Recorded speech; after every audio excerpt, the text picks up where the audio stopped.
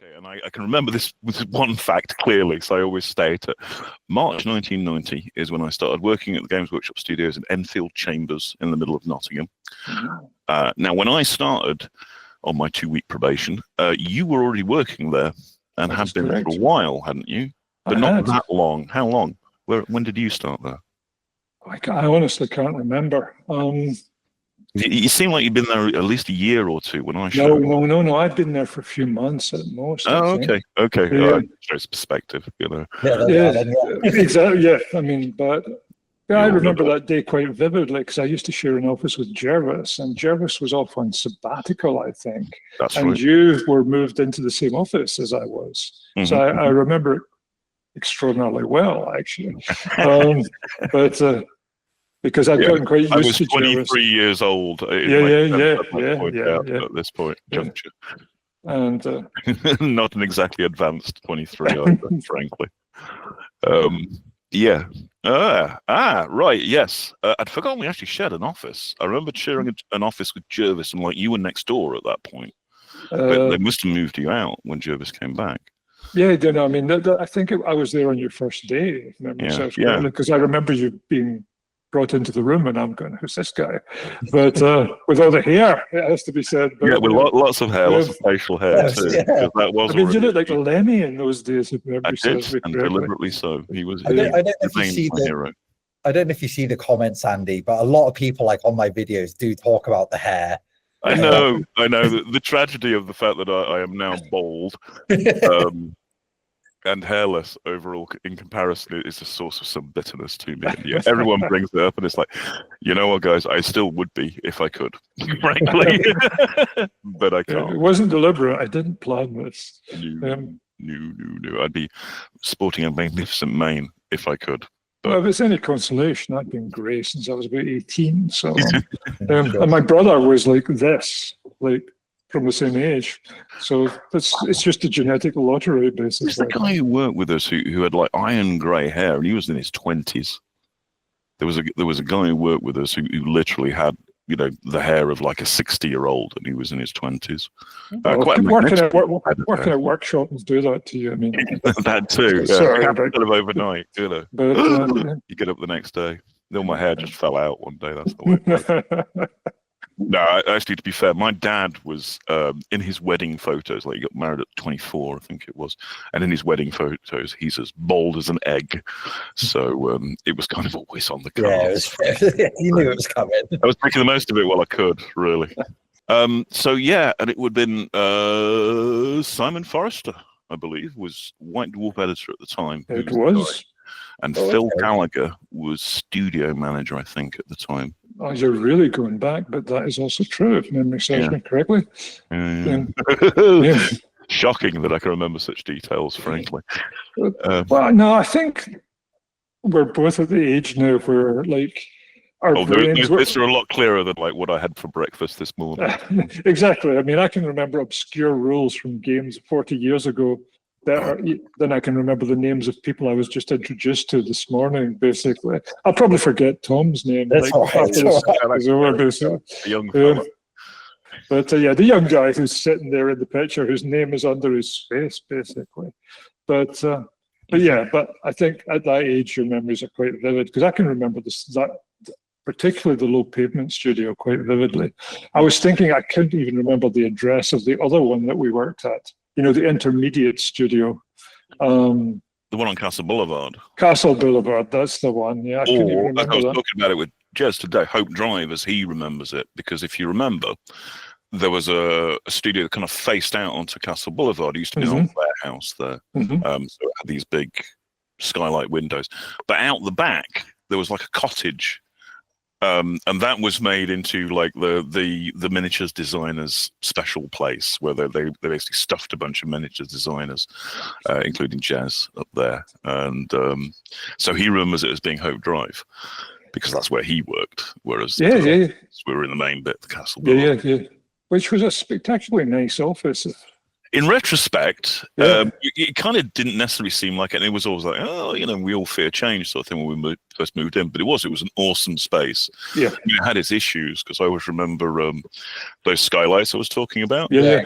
When it rained, of course, we had to crank them open because it got really hot in there. Yeah. Open plan, but it got really hot in there, so we had to crank the skylights open. But of course, if it rained, we all had to run over there and crank like we were on a 18th century sailing ships to shut the lockers down before we got flooded, basically. You just give me a flashback there. We kind of refer to it when we were doing Battlefleet Gothic and stuff like that. We were talking about hauling lines to get the giant, ICBM-sized torpedoes into the tubes. It was cranking away. What I mostly remember of the rain in Castle Boulevard is it would be raining, it would be hammering off those big windows, and people would always be commenting on the rain. And what I remember most vividly is Davy Gallagher's voice coming out of nowhere going, "You call this rain?" It was in this very broad Scottish accent. Which, all the Scots go, "They get us in the rain. You call this rain?" Is it sideways? Doesn't count then. That's right. Yeah. But yeah, we literally had long hooks on poles thing that we had to like some sort of fairground game. Yeah. So would you guys have been working on projects together then at this point? We were. Yeah. The first thing we worked on directly together, as I recall, setting aside game White Dwarf articles, was the High Elf Armies book. Fourth edition, wasn't it?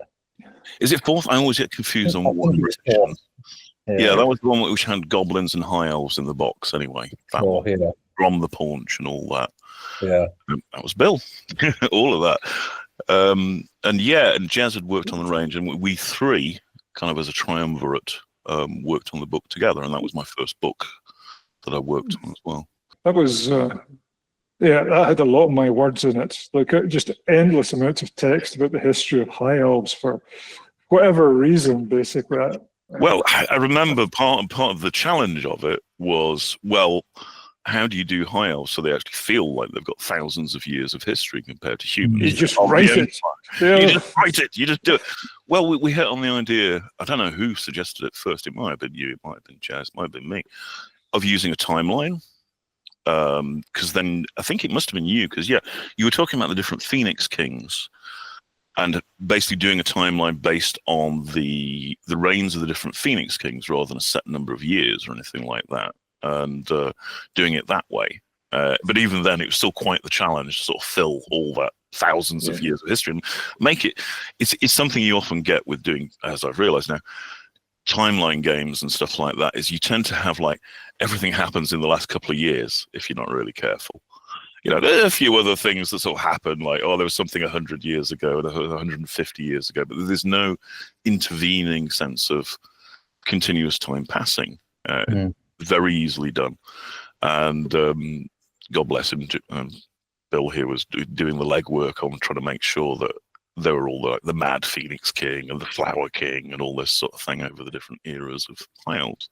Have you completely forgotten all of this, Bill? No, I have vague memories of this. I'm not sure I suggested the timeline or using that as the reins, but I kind of sort of fed one of my interests, which was Egyptian pharaohs, the way you have the reigns of the different pharaohs, basically. So it sounds like it was something that would suit me down to the ground, basically. Yeah, absolutely. And pyramids and so forth. The Shrine of Osirian and things like that. There was an Egyptian bias in the way that the High Elves were looked at, partially because it's a truly ancient civilization that we know something about. It's not the only one, but it's one of the ones we know the most about because they loved leaving long-term stuff behind. Plus, they're quite a popular culture as well, aren't they? I suppose in the grand scheme of things, anyway. Because we know so much about them, because they leave so many clues behind, and it was big in the 19th century as well. And particularly Egyptology became this big thing, eating mummies and all the rest of it, which is why we've got so many kind of horror stories about mummies and all the rest of it. It all extends from the same place, which is colonialism fundamentally. But the interesting thing you get with Egypt as well is even for the Egyptians, they kind of had an ancient prehistory as far as they were concerned of the Old Kingdom. It's the Old Kingdom of Egyptian, which is literally like 1,500 years BC and more, 2,500 years BC and more, when the pyramids were built. And then you've got the New Kingdom, which comes along later on, which is Cleopatra and all that lot, and the successors of Alexander the Great, controlling the place, Ptolemy taking over, and so forth, and then Rome sticking its oar in general once you get Cleopatra. And so there's this entire rich history that goes on, which is the New Kingdom. Yeah. And that's just like a capstone on what went before at the end of the day. So if you were looking at anything that was supposedly about a race that was supposed to be virtually immortal, very, very long-lived, it's kind of the only example we could go to and get some sense of like, well, what makes us feel that way about the Egyptians, for example? It's like, well, that's exactly because they've got thousands of years of recorded history. Even they don't know it all because it sort of disappeared and came back again, type thing. So it was a really good thing to follow, which has been a source of fascination for me ever since, partially fed by my friend who loves ancient history and loves Egypt in particular, ancient Egypt. And games, of course, go there a lot now. So some of the Assassin's Creed games are great for this sort of thing. Ancient Greece, ancient Egypt, in particular. So it's fun to see it around, frankly. And I particularly appreciated it was Assassin's Creed Origins that was set in Egypt, and in that your character's running around sort of like, and he'll find something and go like, "Oh, Old Kingdom." Like it's thousands of years old. Well, it is thousands of years old of some prior sort of race of giants type thing. Because as far as they were concerned, it was. Same for the ancient Britons with Roman artifacts and stuff like that. How do you build so tall? All this sort of stuff. And in that way, I mean, that fed back. Sorry, I'm running away talking about things. I remember that was a big deal for Rick as well when he was looking at things like 40K and again having it didn't all happen in the last 10 minutes idea about history. And it often gets joked about now about the Horus Heresy, for example. Yeah. Which again, you had a key part in writing it up. I was Horus. You were indeed. You were. I was the model for Horus. The original model, indeed. When Adrian Smith did that picture that's in Realm of Chaos.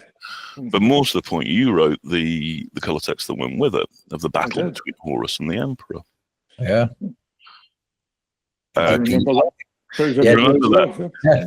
Can you tell us any more about that? Because I only saw the end result sort of thing when you coughed it up because it was for Realm of Chaos, and I was just there's not a lot to say. I mean, my time in the studio, I was effectively a jobbing writer, basically. So I was given a brief and I executed it.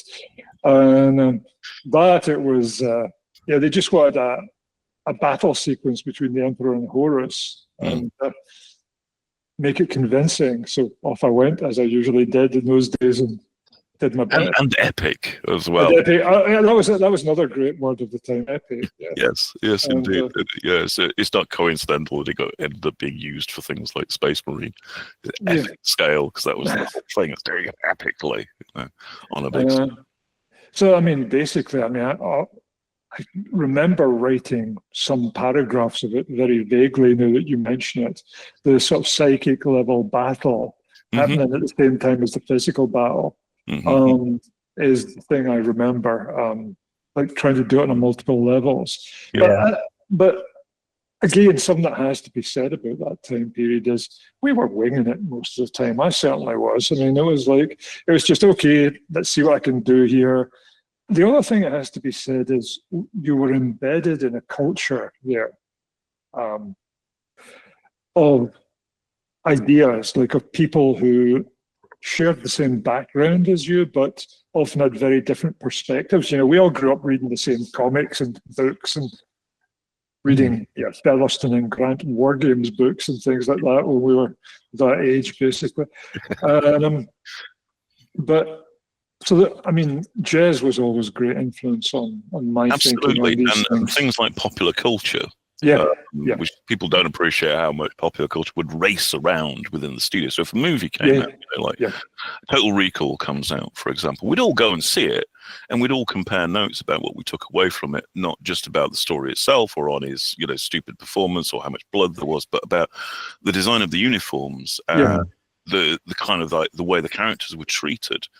The settings and so forth and things like that would all feed into this, and it would all feed into our conversations, as well as this mixture of like bits of ancient and modern history as well, because I was a big World War II buff, for example. And so was Jez, actually. When I met with him today, he was saying one of the first things he's done since he got out of retirement is he got himself some 148 scale Tamiya kits and gone through and assiduously added all the like welding marks and cuts and things like that onto them and slightly warped some of the plates and basically worked on the kits on an extraordinary level of extra detail that goes down to like the kind of level of texture on armor plates and things like that. Because that's what he was into when he was a kid. And that's where, when you look at his designs now, an extraordinary amount of stuff like that is informed by the fact he spent so much time looking at actual tanks. He knows what a tank looks like, and he knows what a gun looks like. He doesn't know how they work.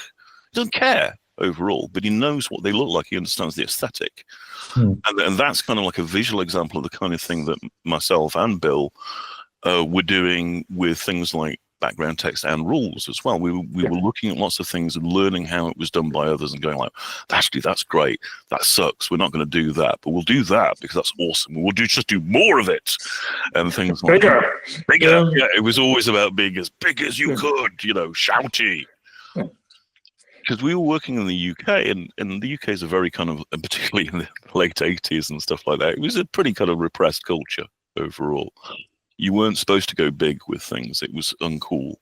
So but that was all about what we were up to, was going big. And this is where we'll often talk about 2000 AD as being a touchstone for us as well. Because that had no fear. It was a comic strip. It was just like, we'll go full bore. There's no point holding back ideas or saving something for later. Right now, here on the page is where we'll show you cool stuff, and then next week we'll make up some other cool stuff. It's fine, we don't have to worry about blowing our wad. So we would always go for it quite full bore and just get carried away as well. Yeah. We spent, doing the High Elf book, for example, we spent not a lot of time just sitting around yagging about it and laughing at jokes and developing ideas, which then got wrote up, got made as miniatures or what have you.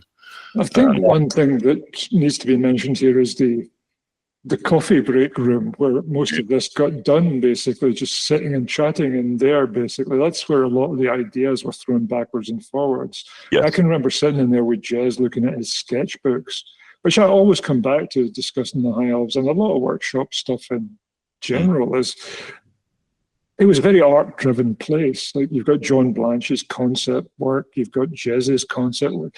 I mean, I'm sure I'm missing other people here with my Alzheimer's affected brain holes, but it's like, there were many people who contributed. Yes, there were who live in shallow graves now, obviously. But sorry, my infant. Yeah, those kind of jokes too. Yeah, those kind of jokes. Actually, we can speak actually a little bit to the culture, because it started out back in, and it was kind of quite marked, because Enfield Chambers, Brian Ansell was still the owner, sole owner, but well, no, not sole owner actually. He had a partner. He had partners actually, because he had Ian Livingston and British Steve Jackson, not to be confused with American Steve Jackson.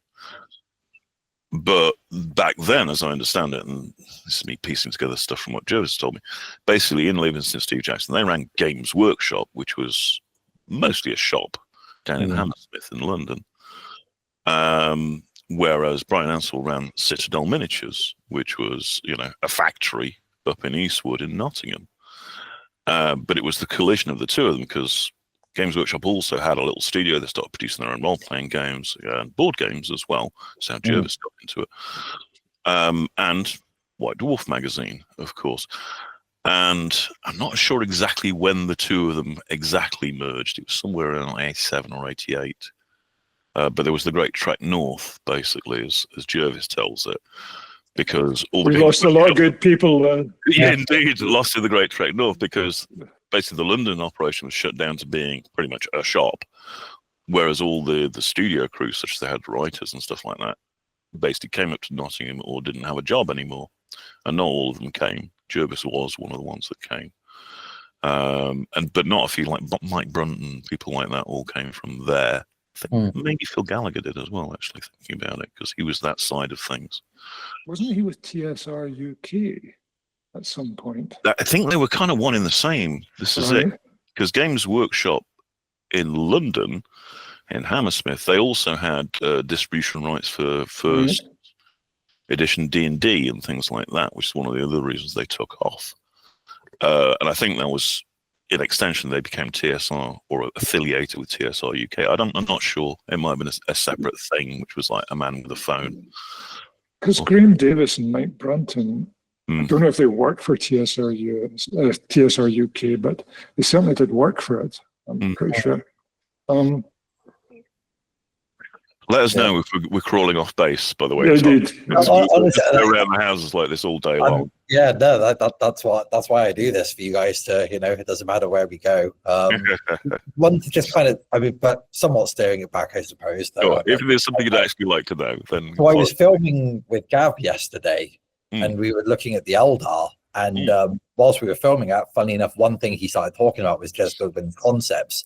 Yep. And then he started talking about High Elves as well, kind of talking about the Eldar are effectively just space High Elves kind of thing. And it was just interesting, hearing you commenting on Jez's concepts. And well, it went beyond art concepts with Jez. He was very much big on the theoretical side as well. I mean, a lot of the ideas there were absolutely his. Names as well. Yeah, I mean, he doesn't get enough credit for that, I think, or maybe he does. Maybe I've just missed it. But he was responsible for a lot of the ideas I simply put into words. Basically, that's why I was talking about the coffee room conversations, like with Jez in particular, because he had those books and he had all these ideas, and he would like tell you them, and I'd just go, "Yep, let's take that. Let's do it." And to be fair on you, Bill, expand up from them and make them more than just like a name with a few ideas attached to it, and turn it into a full 1,000-year history of the Phoenix Kings or what have you. But this is it. That's why I always used to tell people back in the 90s, by the time I started training people to do this kind of thing, is it's a three-legged stool. Yeah. You need word, you need art, and you need miniatures. And the words kind of actually split two ways, because there's rules and there's actual story time type things, stories, which sometimes are done by the same person, but not always. If you see what I mean, because people have different skill sets overall. Behind that as well, I think there's the connection there. Like there's connecting tissue of things like imagery. Because one of the things that, if you look closely at Tyrion and Teclis, for example, Jez hammered into me the stuff about the sun and the moon. Like Tyrion is like solar, Teclis is lunar. Yes. And it's there. You can look at the belt buckles and things like that. It's on that level. And I tried to put that sort of stuff in as well, like to the point of like having scenes with Tyrion in the day and Teclis like at night when I was writing novels, for example. I mean, like on that kind of level, I mean, that's probably a bit more than you want for like writing a war game, but I mean, it was all there, like the ideas fed into the rules, fed into the miniatures, fed into the text. The whole functionality of rules is just to exist within this bigger framework and basically give you a mechanical way of transferring onto the tabletop. The bigger the framework overall, the better, frankly, for the rules. Yeah. The worst kind of rules are where there's no bigger outside than the rules themselves. I mean, one of the things that I always used to tell people is when my job was writing color text was it's providing people with maybe the software, the imagery, like the means of telling their own stories at the table. You're putting ideas into their heads. The thing is, if you look at a miniature, then it was a piece of metal, and then it's a piece of plastic. All that stuff that we were talking about that surrounds them transforms it from being a piece of plastic into being a Space Marine or Tyrion or, a bloodthirster of Khorne. Like all those carry a weight because of the imagery and the words and the rules. They all have to work together. Yeah. But what you're doing is you're creating a story. Okay. You're creating a storytelling environment. I mean, one of the things that really struck me about war games, this came out of battle reports of all things, is that they have a 3-act structure. Like they really do. Like there's the introduction where you set things up on the table and you make your opening moves. There's kind of a middle where things are kind of in the balance, and then they come to a climax. And it's the nature of war games that happens, and almost inevitably you get a story from it. And that's what that's what you remember about your tabletop games. You don't remember, well, you probably do remember that you rolled 26s at some point or whatever, but Yeah, what you remember is, I stormed that building. Yeah, exactly. Yeah. We were amazing, and it was against the odds, but we crushed them. Exactly. Translation, we rolled 26s. But the thing is, you don't remember it or record it in that sense. You record it in terms of the narrative behind it all, and you're feeding people's mind pictures all the time. Yes. What do they look like? Sure, you can do that with a miniature. What do they sound like? How do they move? What color are the bolts being fired out of that mighty big plasma gun of theirs? And then that again feeds across into, you know, the art being done for the rulebook covers and all the rest of it. So there's actually a surprising amount of rigor involved in all of this, because you know, fairly clearly you don't want one artist to do them green and the other one to do them blue, because, well, which one are they? Or if they do that, which happens sometimes, you have to then go away and write why they can be green or blue into the background somewhere to lampshade it. The great example for this one's bloody bolters. Mass reactive caseless ammunition, says it right there in 40k. Rogue Trader, right from the get-go. Caseless. What do artists always do with bolt guns? Cases flying off, Cases flying everywhere, because it looks awesome. All right. Anybody who'd seen particularly like 90s, late 80s, 90s action movies, brass flying everywhere, knows it's one of those things that conveys kinetic violence happening. So when it comes to doing a static image where you're trying to show a guy firing what's supposed to be a big rapid fire gun, of course the artist is going to reach for having casings flying out of it, or it's a heavy battle, so there's loads of brass on the ground and things like that, because it's a visual key for people to clue into, even subconsciously, about what's happening. So actually caseless was useless as a term to describe them, because it fought against what the art wanted to do. So we kind of lampshaded it, basically, or I did, and wrote in that they use a little kind of like little sabot type thing to just launch them out of the barrel, kind of like RPG 7s do. And so, and at that point, I'm like, it's fine. I no longer have to shout at artists whenever I see, you know, brass coming out of bolters, because it shouldn't, because it's fine. We need it, and it looks good. So, yeah. I think it for myself, you know. Going back to the battle reports, I kind of comment. I mean, obviously, Andy, we did the battle reports video, didn't we, with Jervis? Me and Jervis, yeah. I can't remember when that was now, but you know, battle reports are a way of presenting the hobby in its entirety, almost. You know, you will have that narrative element. Yeah, as we said at the time, it's what they call in video games now a vertical slice, where you touch on all aspects of it, basically. And I remember in particular with some of the early ones, we got Bill to write some color text for them as well, to do again that role of helping to sort of convey stuff that we couldn't with photographs of miniatures and apps done with Letraset and things like that. Yeah. Which they did a fantastic job of. I still remember the bit.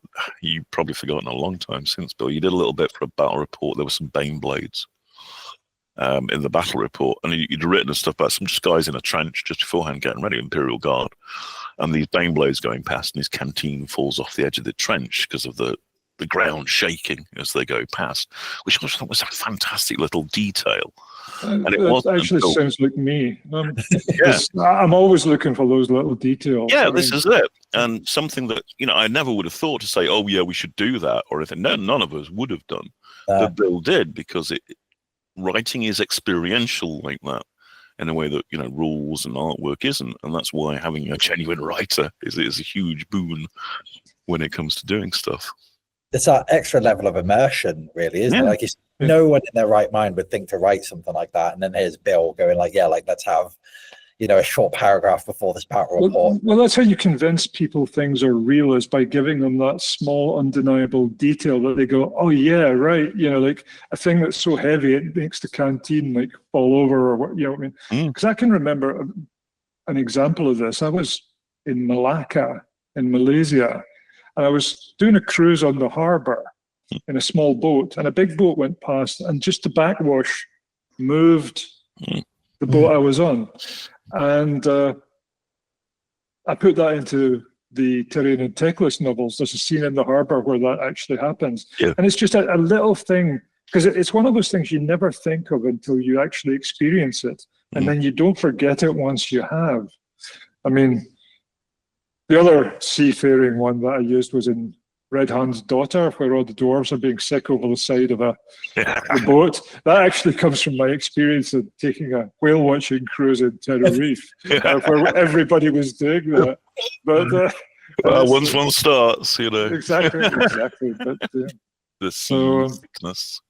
So that's where it all comes from, basically. Yeah, and it's like the tank thing with that resonated for me years later. I mean, it felt very true at the time, but years and years later, I was actually at a show, like a military show, and they did a display with tanks, including some Sherman tanks, and they like drove over a car and stuff like this for our entertainment, and just kind of raced around a little bit as well. And the ground, I remember on the day, was quite dry, and even despite being probably a couple of 100 yards back, not that quite that far, maybe 100 from where the tanks were, you could feel the ground shake as they were driving around, because they're multi-ton things, and usually we see them crawling around very, very slowly.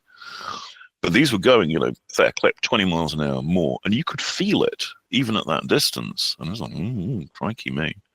And another time I went to a demonstration.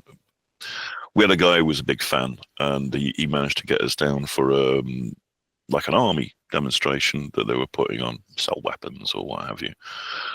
And that was like a multi-forces thing of some tanks and some IFVs, and the RAF was supposed to come over and, drop some bombs on a distant target. They were late, just like they always are in real life, as air support for you. But the biggest thing that stayed with me on the day, we're up there in the stands sort of thing with the mucky mucks further down in the bleachers, was the tanks driving around. The ground was soggy, and this was in the UK again, but the ground was soggy where it was happening. It was down in Salisbury Plain, I think. And the amount of churn from these tanks going around just for like 20, 30 minutes, it was incredible. Down to about 3 or 4 feet, you could tell if you tried to walk in it, you'd just get stuck. And it was amazing how fast they churned up the ground. And it was like, there's a reality you don't often think about. Well, I'm thinking about it now. I'm thinking there's another one that goes into the notebook. Exactly, and they all go into the notebook sort of thing. And you trot them out at some point about the true nature of darkness. Have you ever been somewhere that's truly dark? Can't see your hand in front of your face dark. And that's one of the things about having experiences out in the world helps feed. You were a great advocate of this, Bill, that having real life experiences fed into your writing, because it was personal at that point. You can't really avoid it, to be honest, because it just finds its way in. However, like if you sit down and put words on a page, the only raw material you got is your own experience, really. So you're going to have to use it. It's just remembering the interesting bits and editing it is the harder bit, I think. Things like a whale watching cruise, there's a bunch of dwarves being sick over the edge. That's not quite the same thing. It's more taking that and putting it somewhere else as well. Well, I was thinking ships. What are my experience on ships? And that was my most vivid experience of being on a ship, really. So in it went. It's like, So get out there and see the world. Well, you young men and women. Do it if you want to write, that is. Or the other one is, of course, you read other people's experiences and steal from them, which is also also good advice. A mighty. You were always a big Ernest Hemingway. I may have mentioned it, but I don't actually qualify. I never have qualified as a fan of Hemingway. He's a bit too macho for me, which sounds absurd, but there you go. It's valid. It's valid. Like, he's a great writer. Don't get me wrong, but like he was also a human being. Let's face it. Yes. Yeah, exactly. As a human being, he was not. But anyway, he was a great one for don't just write about it, go see it. Yeah, no, he definitely was for sure. Chased reference and things like this.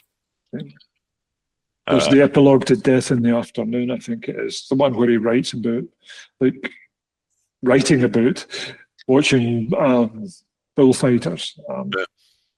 Sorry, I mentioned that, and then immediately all recollection of that sequence fades from my mind, basically.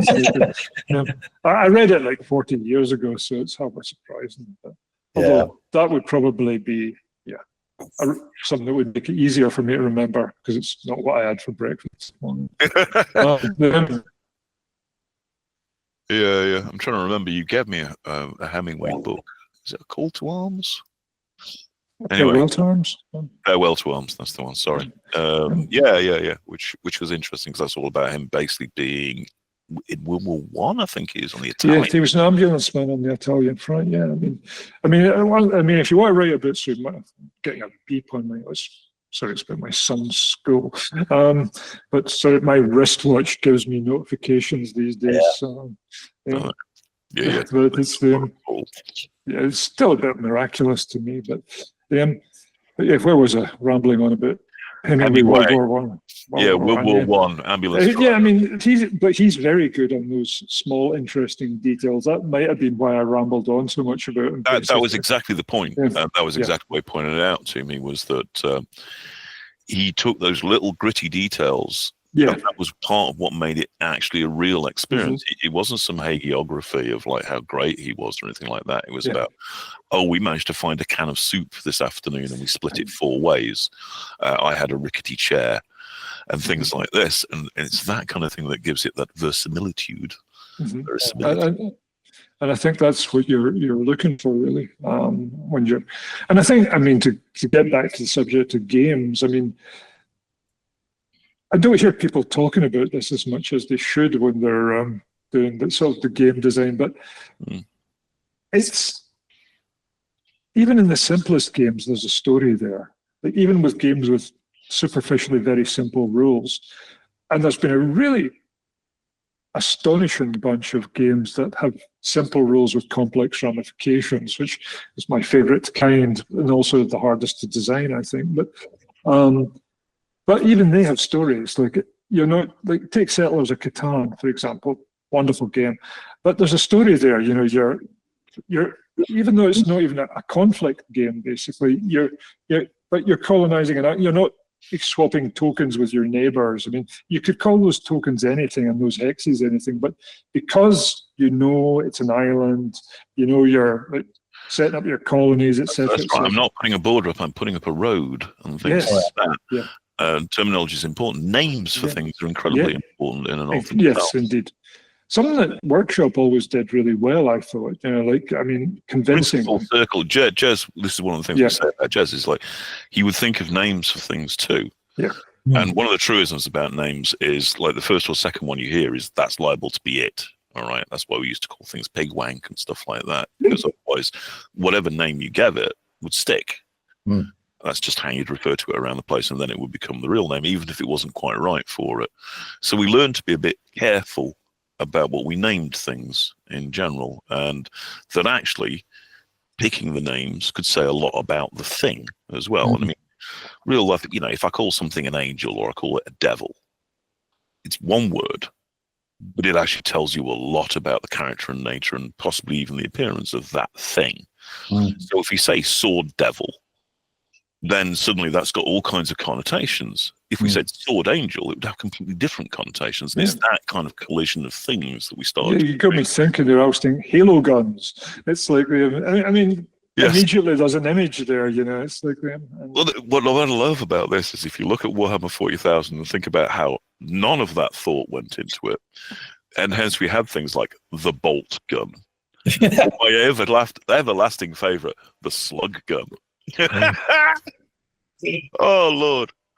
Which, because they were always called that thing, we knew what they were supposed to be, and that's just the terminology we use. But if you drill down into it, it's like, so tell me again about this slug gun. Are they large slugs or small slugs? There's a certain weird realism to this. Think about tanks. Well, this is part of it's a truism. It's like, rather than calling them like Death Machine 2852 or something like that, they were called tanks because that was their code. 40,000 years in the future, and they're still using flamethrowers. Flamers, if you don't mind, not flamethrowers. If it works. But that was part of why they're called flamers, because they weren't flamethrowers, because a flamethrower was a World War II backpack thing with a spout. Right, flamers weren't that? They were kind of handguns, like the things that they were stolen from aliens. Actually, alien. To be fair, and that was a flamer, though, not a flamethrower. It also went on to packaging easier as well because the word was shorter, which was also a consideration. Yeah, for sure. Yeah, because I suppose like with all of this as well, there is the range to be considered. the range of models that Games Workshop are looking to sell. You guys have to kind of make things to fit the. And selling them starts with the name to some degree. The best example of that is I remember when were you around for the Imperial Guard when they did the Imperial Guard Codex for 2nd edition Warhammer 40,000, Bill? Do you remember? I think so. I think I was gone by that. I might have been in Prague by that point. When did you move to Prague? 94. Okay, yeah, that sounds about right. Because we were doing the game in 93, 92, 93. I remember writing color text for that while I was in America. I was in America in 93. I can remember being in Ann Arbor, and I wrote a bunch of color text for it while I was there. You were in Ann Arbor. But yeah, I remember because I was basically trying to organize most of the books. And it was like, I really need some Bill color text in here sort of thing. And basically I had to kind of spec for it and say, oh, could you give me something that's like some Imperial Guard versus some Orcs?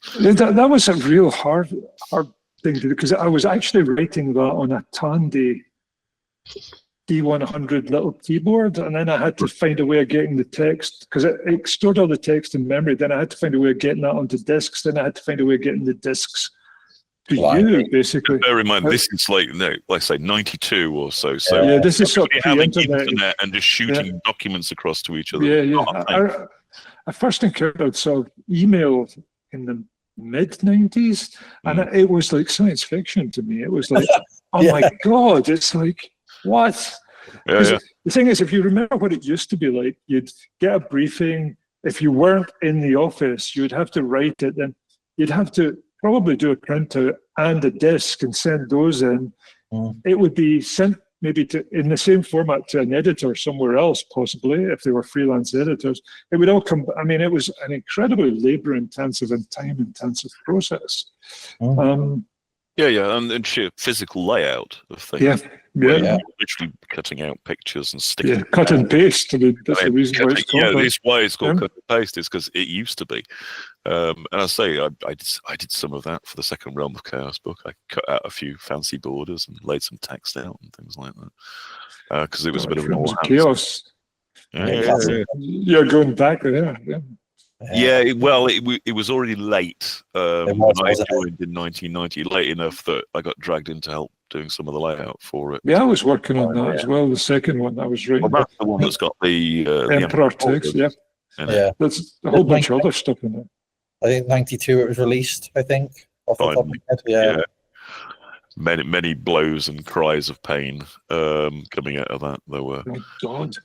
Yeah. Well, Well, let's say this was Enfield Chambers, Brian Ansell, overall high entrepreneur in charge, and eventually he got bought out, and that's when they moved it to Castle Boulevard, and it was a new regime there, so things ran a bit differently. But yeah, when I first joined, it was very early days, we're talking about in 1990, one of the things Bill did was to warn me to read all the memos that I could, because absent being in the office basically for one of these very impromptu discussions that had happened, Brian was a great fan of like writing things down because he didn't trust anybody, and sending around a memo that basically was his diktats about, don't do this, don't do that, don't do the other.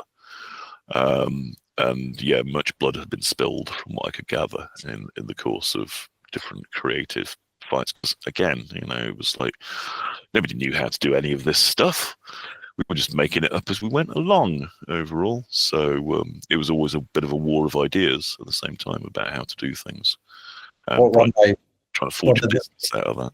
One of the things I heard from the Perry twins was with the Big Hat Chaos Dwarfs, where Brian, he wasn't in Nottingham at the time, so he was faxing the office saying, make the hats bigger.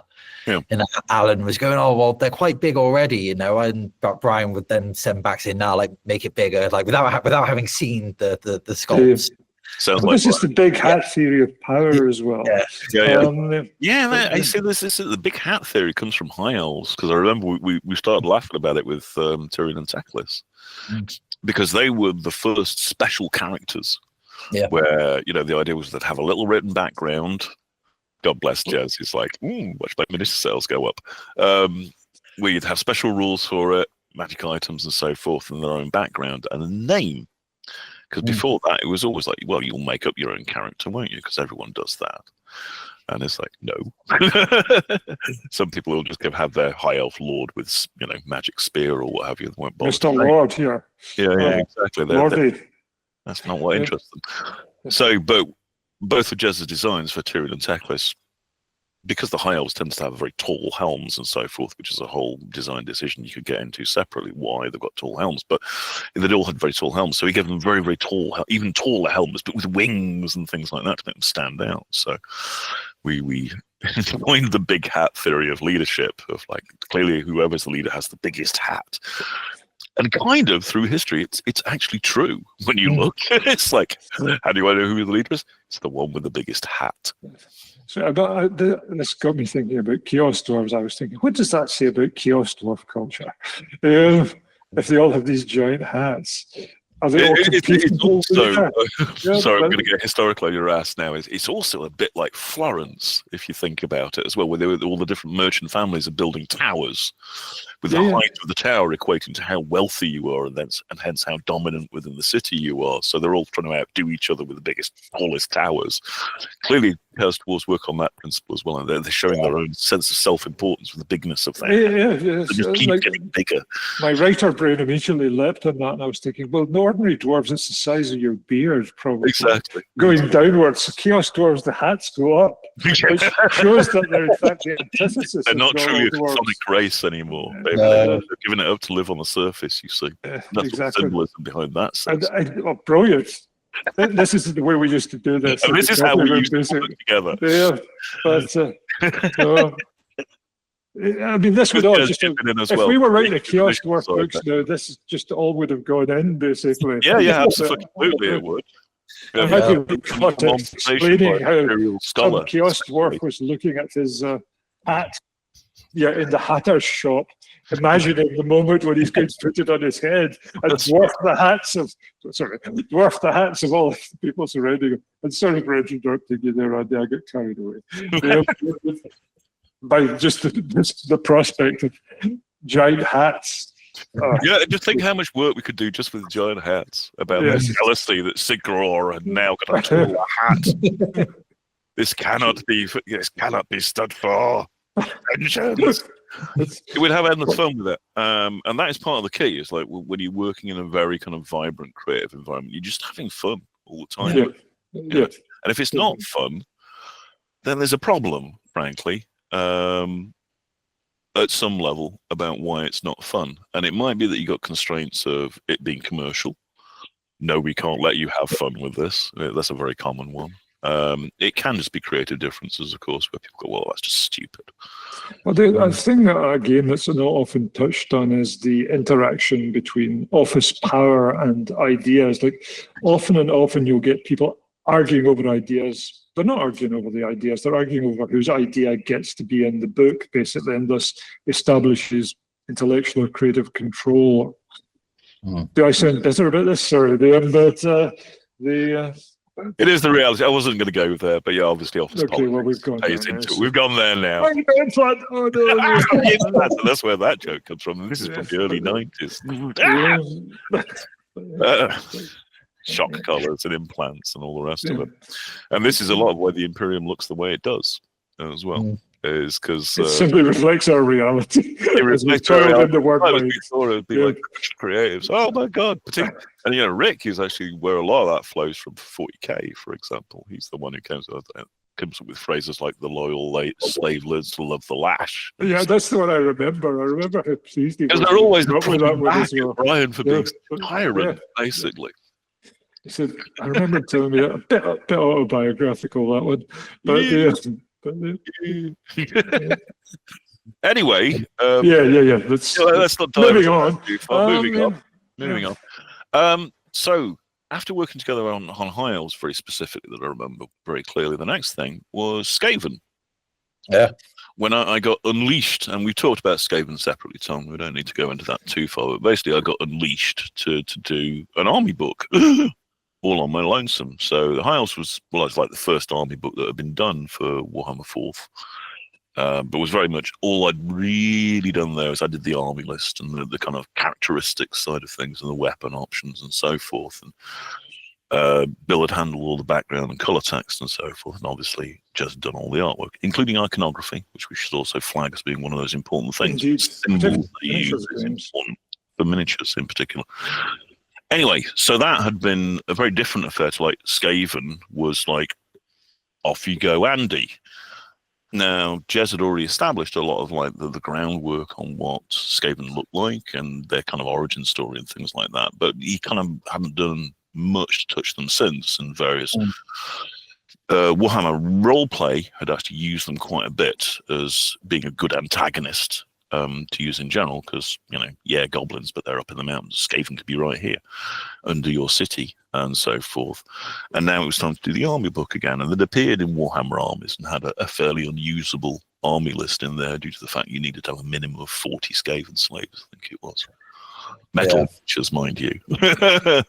And a bodybuilding coach to carry them to the table. Yeah, quite. It's like, oh, good, a horde army. And, you know, so oddly enough, they weren't that popular in Warhammer at the time, despite having really great miniatures for it. So it was my mission to make them a popular Warhammer army. But I couldn't rely on Bill for doing the color text. I think he'd already gone, buggered off. I think you might have been in an Alva or something like that, or you were looking at the door or doing something else. You weren't working directly on Scaven. Again, I got you to write some pages of fiction for it, but the bulk of the book I had to do on my own. But you were great in educating me about how to write fiction, because I knew nothing. You know, I was like probably 25 by this point, and I'd never written a story in my life, except when I've been at school, sort of thing. Yeah. So I got a crash course in pulpy fiction writing, basically, off Bill, which has been invaluable and served me well ever since. But off the back of those conversations as well, I think that's what was spawning. Was it earlier than that? No, Gotrek and Felix was already around by that time. Yeah, I mean, there's a couple of things here that listening to you speak there brought back was something that we didn't touch on, was the fact that the whole making it up as we went along. You mentioned the High Elf Army book being the first one. And one of the reasons it looks the way it does is we didn't really have any model for how we were going to do these things. Never been done before, so we were just we were hacking our way into a new land at that point. And it's the same with you on the Skaven book, actually.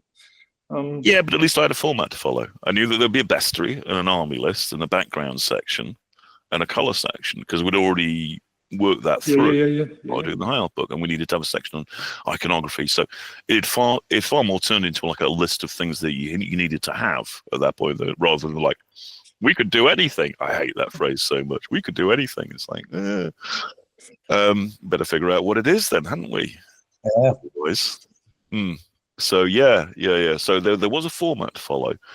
But it did leave me in the position where I was going to have to write up special character backgrounds, bits of fiction and quotes and shit like that as well, which I didn't mind doing, because I'd always quite liked creative writing and stuff like that, but I had no real grounding in it. And it was like, I remember talking about how to add tension to a scene, because I had to do a fight scene between two of the Skaven lords. It was two different Clan Pestilence contenders, I think.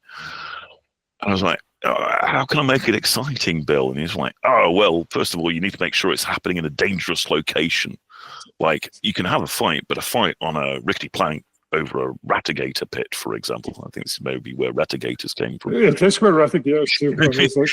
Ratigators started as a joke, if I remember correctly. Like, it was the Skavens as master villains. So, of course, they had a pit that they dropped their enemies into, and it would have been crocodiles in a cartoon or a bad movie or whatever, but it was ratigators, alligators.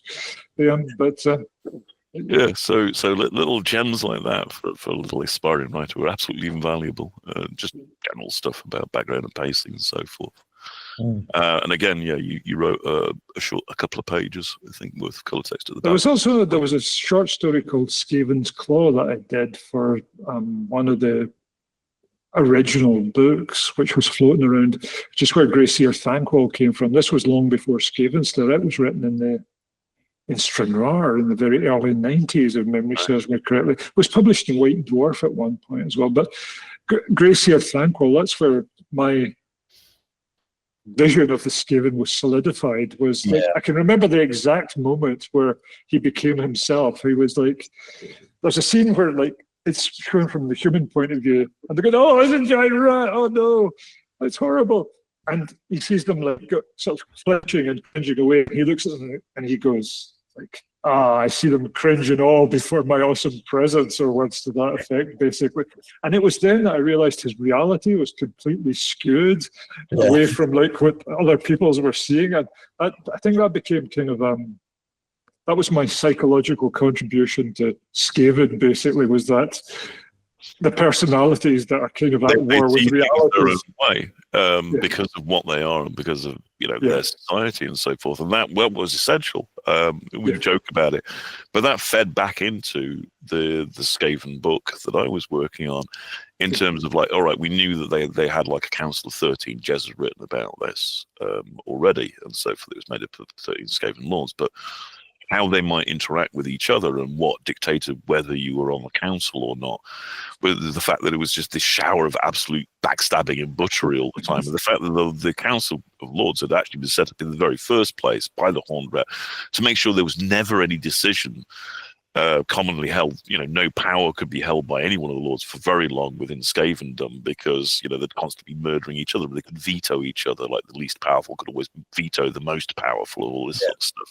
And I Julie wrote all of this in there, and their massive egos. And that came back to how short-lived they are. I remember talking about this, actually. Yeah, we talked about how fast they would breed, because they're rats at the end of the day, so they breed incredibly fast. So there'd always be hordes of them. But individually, they're very short-lived. So they'll always be running around very madly through life, basically, trying to do what they're going to do. And if they think they're destined for greatness or whatever, or they have an ego, then they will try and push up for their entire short life sort of thing, and probably get a decent, because there's no glass ceiling where they live. People die or get assassinated one way or another, and there's always space at the top. So they will soon push their way up to it. So it's this constant febrile kind of society that they're going on, which fed into their whole outlook. And I'm very glad to see it's basically carried through all of the Skaven stuff to the modern day, because it established them as not being humans. They didn't have a human life cycle. They didn't have a human viewpoint either. And it was one of the things that made them their own thing. And they weren't like just furry goblins or something like that. They were their own society. And there was great danger that would turn into that. If you looked at them in gaming terms, on the surface, they were goblins. They had assassins. They had the equivalent of fanatics. They had big units of fairly crappy troops. They were goblins. So one of the other things I had to do in the army list is go, well, they're not goblins. They kind of have some similarities to them, but they're not the same. And here's the reasons why, in game terms, by the way, and make it work that way. But if you know rules, you can do that kind of thing. And that's what I always brought to the table, is I know how to do this kind of thing with rules. I was always a bit sad that when the High Elves, Thomas Pernin came along to do like a revamp of the High Elves later on. Kept just about everything that we had, but he gutted up all of the basic spearmen and bowmen, so they had skills and things like that. And one of the things I liked about them when I first did them was the fact that they were just elves with spears and light armor and shields. They didn't need anything else to be particularly super troops, because they were already, because of that, a cut above humans. And they were actually pretty good and quite well equipped, and they were completely functional. But sadly, we were in a reality thereby with power creep in it. So, just about every elf unit in the Dark Elf list had its own special rules and things like that. So they had to step up their game to match. But that's more about power creep than anything else. Another reality. So, yeah. And I remember all of this sort of discussion feeding very much to Gotrek and Felix, specifically in relation to Thanwell and the Scaven, who were kind of recurring villains for a lot of, particularly the earlier Gotrek and Felix stories. Yeah. I should point out that Gracia Thanwell is in fact me, which is the other great cycle. I mean, he is me at a war games table. He is like, when I win, it's because of my tactical genius. When I lose, it's because of bad luck and the incompetence of my minion. Yeah, clearly. Because we all know gamers. Down again. Yeah. So it's like, and I'm one of them. So, So I just let my ego off the leash when I'm writing about Thanwell, basically. It works a treat as well. Yes. Yeah, well, he's got a very distinctive personality of his own. And what I always particularly enjoyed was the evolution of Bone Ripper. Yeah. Many Bone Rippers, in point of fact.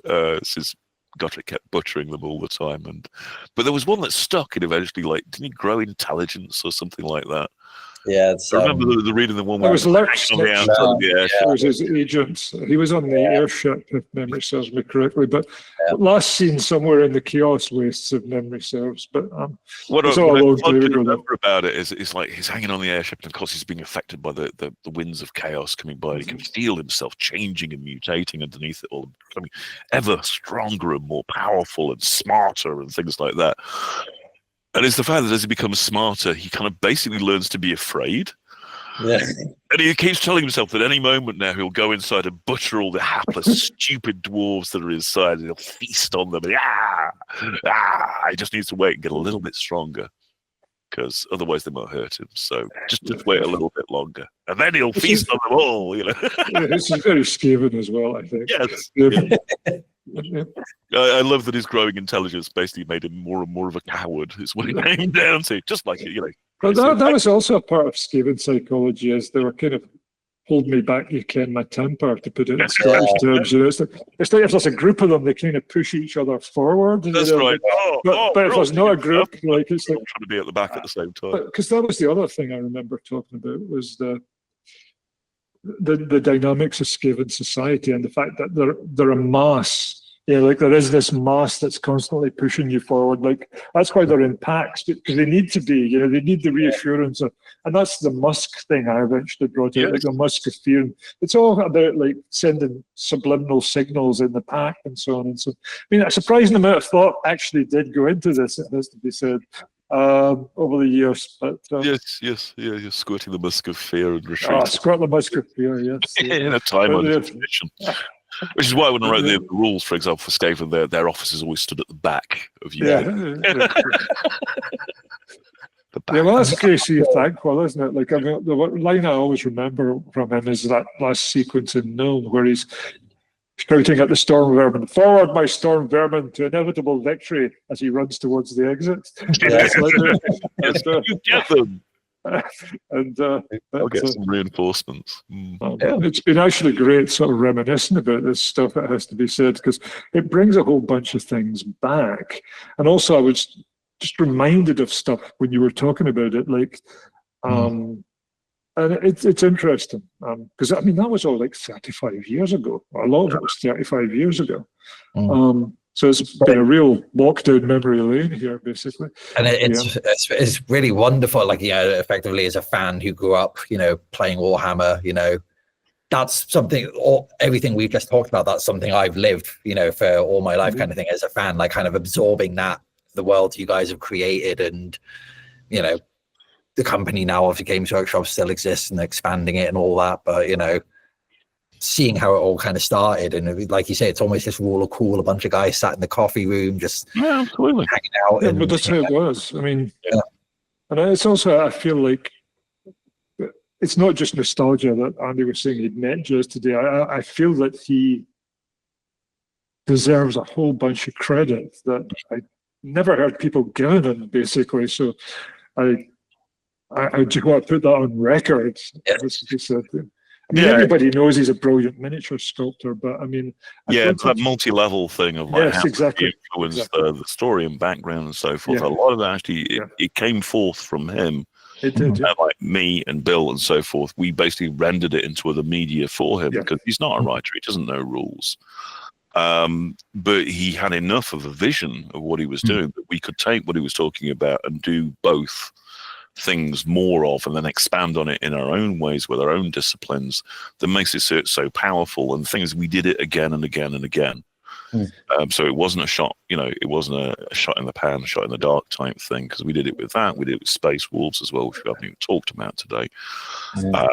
We did it with Skaven again, and with Space Marines to a degree, although they were kind of always a bit of a weird one because they were so jointly owned. They were very much Brian Ansell's kind of like love child and things like that. So we kind of danced around and did what we could with them. But again, I feel Blood Angels particularly, they got a lot of characterization out of it. Dark Angels, all of the original Big Four, as we used to view them, apart from Ultramates, who were always boring by definition, got a lot of their characterization out of these kind of discussions of like chewing the fat, flinging it around, talking about things. And it's also worth mentioning, like, how much of it was a team effort. Like, I mean, working in the studio was awesome on that level. You were surrounded by so many creative, articulate, funny people who were really good at their jobs. And like, we haven't touched on the artists, for example. Like, I mean, I once shared an office with Adrian Smith and Paul Bonner and Wayne England at one stage, which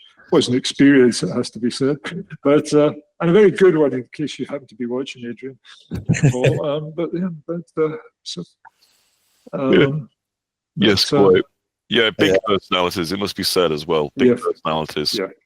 Sometimes it wasn't entirely a comfortable collision of ideas either. But, you know, that's all in the past now, so we can look back on it and just mostly laugh. I hope that's coded enough for everyone. Anyway, we were trying to wrap this up, and now we're not doing. We're just rattling on even further. So, that's fair. I'll stop recording now because that was perfect.